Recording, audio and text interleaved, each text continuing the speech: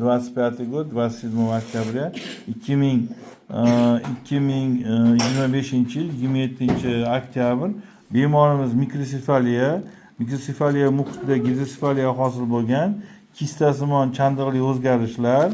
Bu yerda nima uchun ko'rsatyapmiz? Mana miyani taxminan 75-80% qurib ketgan, lekin bu yerda bu bolada bitta yomon o'zgarish bor. Bu demak bolamizda atsit boshlangan.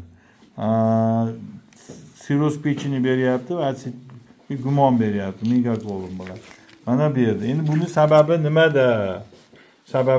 Siz tushganingiz yo'q. Sababi nimada? Mana atsit siroz pechini berib kichkina bo'lgan jigar, o'chirib yoqib qo'ying bolam.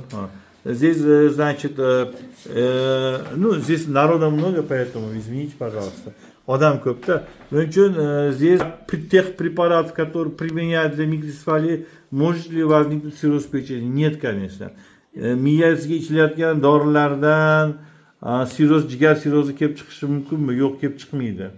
Nimadan kelib chiqishi mumkin? Albatta bu tug'ma anomaliya bo'lishi mumkin yoki kuchli antibiotiklar olsa. Qonida virus bor ekan deb, virusga qarshi olaversa shunaqa kelib chiqadi. Bu nimaga sizlar olyapman?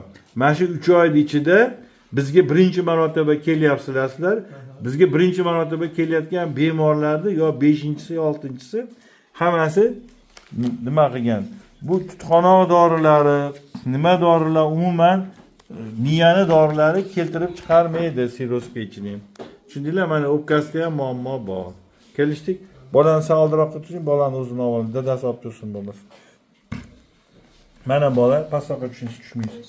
Mana bolaning ahvoli. Necha yosh bola? 4,5 yosh. 4,5 yosh. Endi savol beryapti dadasi. Doktor qanchalik yaxshi bo'lib ketadi?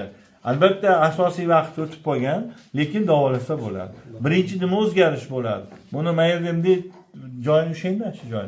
Shu joyi to'g'rilanadi. Nimaga desangiz, mana bu yerda ko'rinib turibdi-ku mana. Mana o'sha joyi ko'rinib turibdi. O'sha joy to'g'rilanadi. Tushundingiz? Xo'p, keyin ko'zlarini ketishi qoladi. Lekin hozir bu kasallikdan o'lib qoladimi? Yo'q. Lekin jigaridan o'lib qolishi mumkin. Jigar hayotga xavf tug'diryapti. Tushundingizmi? Shu Alloh shifo bersin. Duo qilib qo'yinglar, дай Bog всем здоровья.